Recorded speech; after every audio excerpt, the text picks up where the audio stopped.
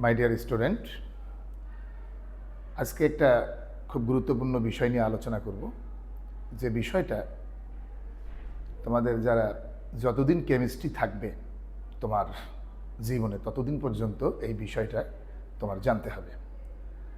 আজকে যে বিষয়টা নিয়ে আলোচনা করব সেটা হচ্ছে ক্ষারকের অম্লত্ব, অ্যাসিডিটি অফ বেজ ইংলিশে বলা হয়।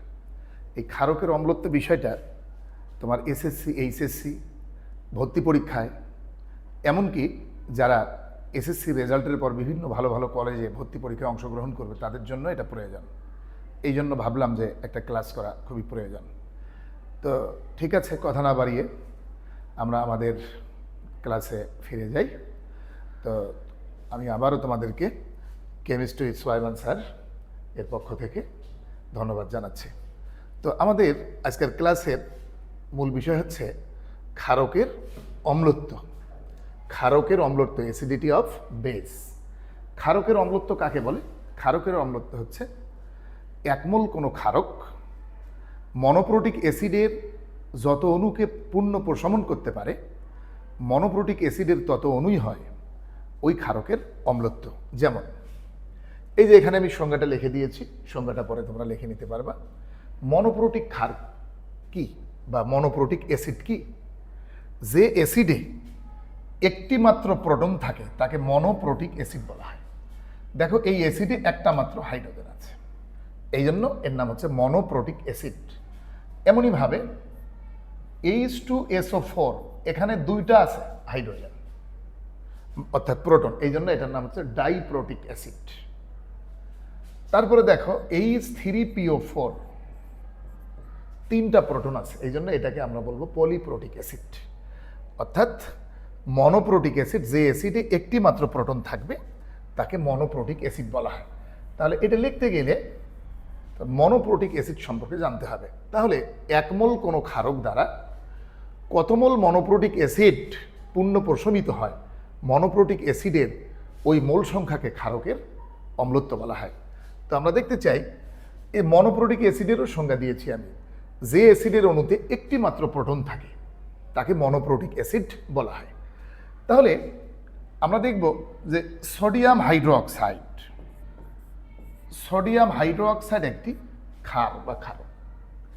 এটিকে পূর্ণ প্রশমিত করতে গেলে হাইড্রোক্লোরিক অ্যাসিড তাহলে বিক্রিয়া করে কি উৎপন্ন হয়? সোডিয়াম ক্লোরাইড, লবণ অ্যান্ড ওয়াটার। দেখো তো, সোডিয়াম হাইড্রোক্সাইড মনোপ্রোটিক অ্যাসিডের কয় অণুকে প্রশমন করতে পারলো? এক অণুকে। সুতরাং সোডিয়াম হাইড্রোক্সাইডের অম্লত্ব অর্থাৎ অ্যাসিডত্ব হচ্ছে 1। এমনইভাবে আমরা দেখব calcium hydroxide. Dear student, take a look on the board. Calcium hydroxide এটা 2 অণু অ্যাসিডকে প্রশমন করতে পারে, মনোপ্রোটিক অ্যাসিড। তাহলে calcium chloride salt and 2 molecules water. In this reaction calcium hydroxide monoprotic অম্লের বা অ্যাসিডের 2 অণুকে প্রশমন করেছে। সুতরাং ক্যালসিয়াম হাইড্রোক্সাইডের অম্লত্ব হচ্ছে 2। এবার কিভাবে বুঝবো আমরা? যতটা হাইড্রোক্সিল থাকবে তত অণু অ্যাসিড লাগবে। দেখো, এখানে হাইড্রোক্সিল 2টা, তাহলে 2 অণু লাগবে। এমনইভাবে অ্যালুমিনিয়াম হাইড্রোক্সাইড একটি ক্ষারক। এখানে কয়টা হাইড্রোক্সিল আছে? 3টা, তাহলে নিঃসন্দেহে এখানে 3 অণু মনোপ্রোটিক অ্যাসিড হবে। তাহলে বিক্রিয়া করলে কি উৎপন্ন হবে? Aluminium chloride salt and 3 molecules of water. তাহলে সোডিয়াম হাইড্রোক্সাইড মনোপ্রোটিক অ্যাসিডের 1 অণুকে প্রশমন করেছে, সুতরাং সোডিয়াম হাইড্রোক্সাইডের অম্লত্ব বা অ্যাসিডত্ব হচ্ছে 1। এমনইভাবে ক্যালসিয়াম হাইড্রোক্সাইড 2 অণুকে প্রশমন করেছে, এর জন্য 2। অ্যালুমিনিয়াম হাইড্রোক্সাইড মনোপ্রোটিক অ্যাসিডের 3 অণুকে প্রশমন করেছে, তাই অ্যালুমিনিয়াম হাইড্রোক্সাইডের অম্লত্ব হচ্ছে 3। এখন ক্ষারকের আমরা সংকেত দেখে, ফর্মুলা দেখে কিভাবে বুঝবো? যে ক্ষারকে যতটি হাইড্রোক্সিল দেখবা বুঝতে হবে তার অম্লত্ব তত হবে। একটা হাইড্রোক্সিল তাই তার অম্লত্ব 1, 2টা হাইড্রোক্সিল অম্লত্ব 2, 3টা হাইড্রোক্সিল অম্লত্ব হচ্ছে তার 3। এইভাবে তাই ক্ষারক তো 2 ধরনের। তাহলে এটা হলো হাইড্রোক্সাইড ক্ষারক, আরেকটা আছে কি? অক্সাইড ক্ষারক। আচ্ছা, দেখি আমরা অক্সাইড ক্ষারককে কি হবে। অক্সাইড ক্ষারকের ক্ষেত্রে আমরা দেখি একটু, রেডি? যেমন ক্যালসিয়াম অক্সাইড একটি অক্সাইড ক্ষারক। Calcium oxide plus 2 hydrochloric acid, calcium chloride salt and 2 molecules water. তাহলে ক্যালসিয়াম অক্সাইড মনোপ্রোটিক অম্লের 2 অণুকে প্রশমন করেছে, এই জন্য তার অম্লত্ব হচ্ছে 2। এমনইভাবে আমরা যদি লিখি সোডিয়াম অক্সাইড, এর অম্লত্ব কত হবে? তাহলে এটা 2 অণু অ্যাসিডকে প্রশমন করবে। কোন অ্যাসিড? মনোপ্রোটিক অ্যাসিড। তাহলে এখানে হবে sodium chloride salt and water. তাহলে সোডিয়াম অক্সাইড মনোপ্রোটিক অম্লের অর্থাৎ অ্যাসিডের 2 অণুকে প্রশমন করেছে, সুতরাং সোডিয়াম অক্সাইডের অম্লত্ব হচ্ছে 2। এমনইভাবে আমরা লিখতে পারি যেমন aluminium oxide plus 6 hydrochloric acid. তাহলে বিক্রিয়া করে কি উৎপন্ন করবে? Aluminium chloride salt and 3 molecules of water. তাহলে অ্যালুমিনিয়াম অক্সাইড মনোপ্রোটিক অ্যাসিডের 6 অণুকে প্রশমন করেছে, এই জন্য অ্যালুমিনিয়াম অক্সাইডের অম্লত্ব বা অ্যাসিডত্ব হচ্ছে 6। এমনইভাবে আমরা যদি লিখি প্লাম্বিক অক্সাইড, এই প্লাম্বিক অক্সাইডের জন্য 4 মলিকুলস অফ হাইড্রোক্লোরিক অ্যাসিড প্রয়োজন হবে। তাহলে plumbic chloride salt and 2 molecules water. তাহলে অক্সাইড ক্ষারক, তাহলে হাইড্রো অক্সাইড ক্ষারক হোক আর অক্সাইড ক্ষারক হোক, মনোপ্রোটিক অ্যাসিডের যত অণুকে প্রশমন করতে পারবে, মনোপ্রোটিক অ্যাসিডের তত অণুই হবে, তত মোলেই হবে ওই ক্ষারকের অম্লত্ব। এবার ট্রিক্স, কিভাবে আমরা ক্ষারকের সংকেত দেখে বা যৌগ দেখে কিভাবে আমরা বুঝবো কার অম্লত্ব কত হবে। যেমন যদি হাইড্রো অক্সাইড ক্ষারক হয়, সোডিয়াম হাইড্রো অক্সাইড, কয়টা হাইড্রোক্সিল? একটা, সুতরাং সোডিয়াম হাইড্রো অক্সাইডের অম্লত্ব হবে 1। এমনইভাবে ক্যালসিয়াম হাইড্রো অক্সাইডে হাইড্রোক্সিল হলো 2টা, এই জন্য তার অম্লত্ব হবে 2। কিন্তু অক্সাইড ক্ষারকের ক্ষেত্রে আমরা কি করব? অক্সাইড ক্ষারকের ক্ষেত্রে আমরা দেখব, এখানেও রিঅ্যাকশনের আগে আমরা বলতে পারবো এখানে নাম্বার অফ ক্যাটায়ন দেখতে হবে, ক্যাটায়ন বা ধাতব মৌলের সংখ্যা কয়টা? ক্যাটায়নের সংখ্যা এখানে 2টা, বাট এই অ্যালুমিনিয়ামের ভ্যালেন্সি হচ্ছে কত? 3। তাহলে নাম্বার অফ ক্যাটায়নকে তার যোজনী দিয়ে গুণ করব, 3 দুগুণে 6। তাহলে অ্যালুমিনিয়াম অক্সাইডের অম্লত্ব হচ্ছে 6। এই যে যেমন অ্যালুমিনিয়াম অক্সাইডের অম্লত্ব 6। এমনইভাবে আমরা যদি বলি সোডিয়াম অক্সাইড, এখানে দেখো সোডিয়ামের নাম্বার অফ অ্যাটম কয়টা বা ক্যাটায়নের সংখ্যা কয়টা? 2টা। আর এই সোডিয়ামের যোজনী কত? এখানে 1, 2। তাহলে সোডিয়াম অক্সাইডের অম্লত্ব হবে 2। এমনইভাবে আমি যদি বলি যে প্লাম্বিক অক্সাইড, এর অম্লত্ব কত? প্লাম্বিক অক্সাইডের অম্লত্ব হবে 4।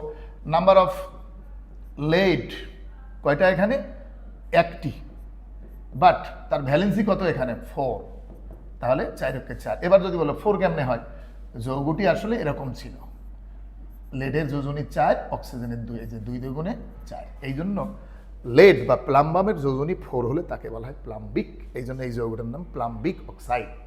তাহলে প্লাম্বিক লেড এর যোজনী হচ্ছে এখানে 4 এবং লেডের সংখ্যা হলো 1টা, এই হলো 4। তাহলে আমরা দেখব যে এই প্রশ্নটি তোমার অবজেক্টিভ পরীক্ষায় আসতে পারে এইচএসসিতে, আবার ভর্তি পরীক্ষায় অবজেক্টিভ হিসেবে আসতে পারে, অথবা তোমার সৃজনশীল প্রশ্নে ক্রিয়েটিভ কোশ্চেনে গিয়ে খ নম্বর কোশ্চেনে আসতে পারে অ্যালুমিনিয়াম অক্সাইডের অম্লত্ব কত এবং কেন। তাহলে তখন আমরা লিখব অ্যালুমিনিয়াম অক্সাইডের অম্লত্ব 6, বিকজ অ্যালুমিনিয়াম অক্সাইড মনোপ্রোটিক অম্লের 6 অণুকে প্রশমন করতে পারে, তাই অ্যালুমিনিয়াম অক্সাইডের অম্লত্ব 6। এখন তোমাদেরকে কিছু প্রশ্ন দেওয়া হোক, দেখি এই প্রশ্নগুলো তোমরা, যেমন এখানে একটা প্রশ্ন হলো sodium hydroxide, potassium hydroxide, calcium hydroxide, অনেকগুলো আমি ক্ষারক লিখেছি, এই ক্ষারকের অম্লত্ব কত এবং কেন। তাহলে প্রথমে আমরা যৌগ দেখি কিন্তু বুঝতে পারবো। সোডিয়াম হাইড্রোক্সাইডে একটি মাত্র হাইড্রোক্সিল আছে, তাই তার অম্লত্ব 1। এখানে হাইড্রোক্সিল একটা, অম্লত্ব 1। এখানে হাইড্রোক্সিল 2টা, অম্লত্ব 2। এখানে হাইড্রোক্সিল 3, অম্লত্ব 3। এখানে ফেরিক হাইড্রোক্সাইডের হাইড্রোক্সিল 3টা, এই জন্য তার অম্লত্ব 3 হবে। সোডিয়াম এগুলো অক্সাইড ক্ষারক, সোডিয়ামের পরমাণু হলো 2টা, তার যোজনী 1, এখানে তার অম্লত্ব 2। ক্যালসিয়ামের পরমাণু 1টা, কিন্তু তার যোজনী 2, এখানে তার অম্লত্ব 2। অ্যালুমিনিয়ামের পরমাণু হলো 2টা, কিন্তু তার যোজনী 3, এই 3 দুগুণে 6। ফেরিক এর পরমাণু হলো 2টা, বাট তার যোজনী হলো 3, 3 দুগুণে 6। এইভাবে লিখবো কেমনে? খ মার্কের জন্য যদি লিখিত পরীক্ষায় আসে তাহলে কিন্তু খ নম্বরে আসবে, এটা সংক্ষিপ্ত আসবে। যে অ্যালুমিনিয়াম অক্সাইডের অম্লত্ব কত এবং কেন। তাহলে লিখবো অ্যালুমিনিয়াম অক্সাইডের অম্লত্ব 6, কারণ অ্যালুমিনিয়াম অক্সাইড মনোপ্রোটিক অম্লের, যেমন হাইড্রোক্লোরিক অ্যাসিড একটি মনোপ্রোটিক অম্ল, এর 6 অণুকে প্রশমন করতে পারে। সো অ্যালুমিনিয়াম অক্সাইডের অম্লত্ব 6। এইভাবে ক্ষারকের আমরা অম্লত্ব বুঝবো। তাহলে আরেকবার আমি রিপিট করি। তাহলে প্রশমন বিক্রিয়া আমরা জানি ক্ষারক অ্যাসিডকে প্রশমন করে, অ্যাসিড আবার ক্ষারককে প্রশমন করে। তাহলে কোনো প্রশমন বিক্রিয়ায় 1 মোল বা 1 অণু কোনো ক্ষারক মনোপ্রোটিক অ্যাসিডের যত অণুকে প্রশমন করতে পারবে, মনোপ্রোটিক অ্যাসিডের তত মোল বা তত অণুই হবে ওই ক্ষারকের অম্লত্ব। তাহলে আমরা এখানে অ্যালুমিনিয়াম অক্সাইড মনোপ্রোটিক অম্লের 6 অণুকে প্রশমন করেছে, তাই অ্যালুমিনিয়ামের অম্লত্ব হচ্ছে 6। সুতরাং এই বিষয়টা তোমাদেরকে পূর্ণরূপে জানা প্রয়োজন। এটা যারা এবার, আমি আবারও বলছি, যারা এবার বিভিন্ন কলেজে ভর্তি পরীক্ষা দেবে, যেমন নটর ডেম, বিভিন্ন বাংলাদেশের বড় বড় কলেজগুলোতে ভর্তি পরীক্ষা হয়, কেমিস্ট্রির জন্য এইটুকু দরকার। ইন্টারমিডিয়েটের জন্য এটা সিলেবাসভুক্ত পড়া, এটা লিখিতও আসতে পারে, অবজেক্টিভও আসতে পারে। ভর্তি পরীক্ষায় অসংখ্যবার বিভিন্ন বিশ্ববিদ্যালয় এবং মেডিকেল ইউনিভার্সিটি যে কোনো ভর্তি পরীক্ষায় এই কোশ্চেন আসে। আমি ধারাবাহিকভাবে অ্যাসিড এবং ক্ষার নিয়ে আরও আলোচনা করব। তো আজকে এই ক্লাসটা দিয়ে তো যদি তোমাদের কারো উপকৃত হয়ে থাকে আমি কৃতজ্ঞ থাকব। সুতরাং আজকে এ পর্যন্তই। আল্লাহ হাফেজ।